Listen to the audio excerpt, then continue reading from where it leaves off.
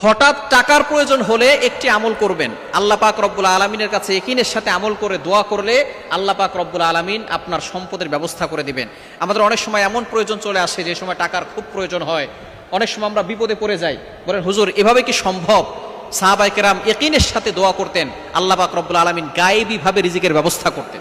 গায়েবী ভাবে, পাতিলে কোনো খাবার নাই, আল্লাহর উপরে ভরসা করে ইয়াকিনের সাথে হাত দিয়েছে, আল্লাহ পাক রব্বুল আলামিন ভরপুর খাবার সেই পাতিলে দিয়ে রেখেছেন। সুতরাং এটাই হচ্ছে আল্লাহ পাক রব্বুল আলামিন যে পারেন, সেটা হচ্ছে তার অলৌকিক প্রমাণ। সাহাবায়ে কেরাম ইয়াকিনের সাথে আল্লাহর কাছে চাইতেন, আল্লাহ পাক রব্বুল আলামিন সাথে সাথে জান্নাত থেকে খাবার পাঠিয়ে দিতেন।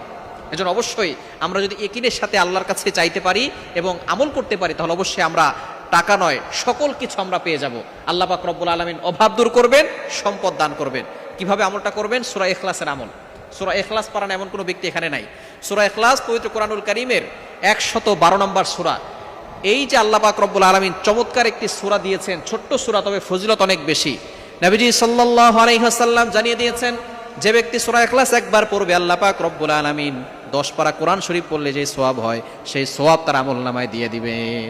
3 বার যে ব্যক্তি পড়বে, 1 খতম কোরআন পড়ার সওয়াব। নবীজি সাল্লাল্লাহু আলাইহি সাল্লামের যুগে একজন সাহাবীকে নবীজি সাল্লাল্লাহু আলাইহি সাল্লাম ইমাম বানায় পাঠাইলেন। ওই সাহাবী প্রত্যেক নামাজে সূরা ইখলাস পড়ে। সাহাবীরা নবীজির কাছে অভিযোগ করলেন, ইয়া রাসূলুল্লাহ, ইয়া হাবিবাল্লাহ, আপনার সাহাবী প্রত্যেক নামাজে সূরা ইখলাস পড়ে। নবীজি বললেন, কেন পড়ে? সে বলতেছে, আমি আল্লাহকে ভালোবেসে পড়ি। নবীজি সাল্লাল্লাহু আলাইহি সাল্লাম বলেছেন, এই ভালোবাসা তোমাকে জান্নাত পর্যন্ত পৌঁছে দিবে। সূরা ইখলাসের ভালোবাসা জান্নাত পর্যন্ত পৌঁছে দিবে। সুতরাং এই সূরা ইখলাস কতবার পড়বেন? 41 বার পড়বেন। প্রথমে আপনি 3 বার দুরূদ শরীফ পড়বেন, ওযু করবেন, ওযু করে 2 রাকাত নামাজ পড়বেন। এরপরে আপনি প্রথমে 3 বার দুরূদ শরীফ পড়বেন, সূরা ইখলাস 41 বার পড়বেন, আর শেষে আবার 3 বার দুরূদ শরীফ পড়ে আপনি আল্লাহর কাছে দোয়া করবেন। আল্লাহ পাক রব্বুল আলামিন সূরা ইখলাসের কারণে আপনার সকল অভাব দূর করে দিবেন।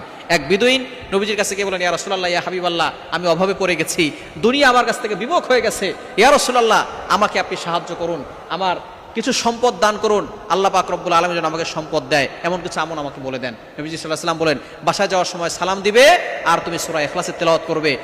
কিছুদিন পরে সে আমল করার পরে এসে নবী সাল্লাল্লাহু আলাইহি ওয়াসাল্লাম বলেছেন, ইয়া রাসূলুল্লাহ, আমি সূরা ইখলাসের আমল করেছি, আল্লাহ তাআলা আমাকে ঘরের ভিতরে বরকত দিয়েছেন, সম্পদ দিয়েছেন, ঋণ মুক্তির ব্যবস্থা করে দিয়েছেন, আর আপনার জন্য হাদিয়া নিয়ে আসছি। সুতরাং আপনি সূরা ইখলাসের আমল করেন, আল্লাহ সকল অভাব দূর করে দিবেন।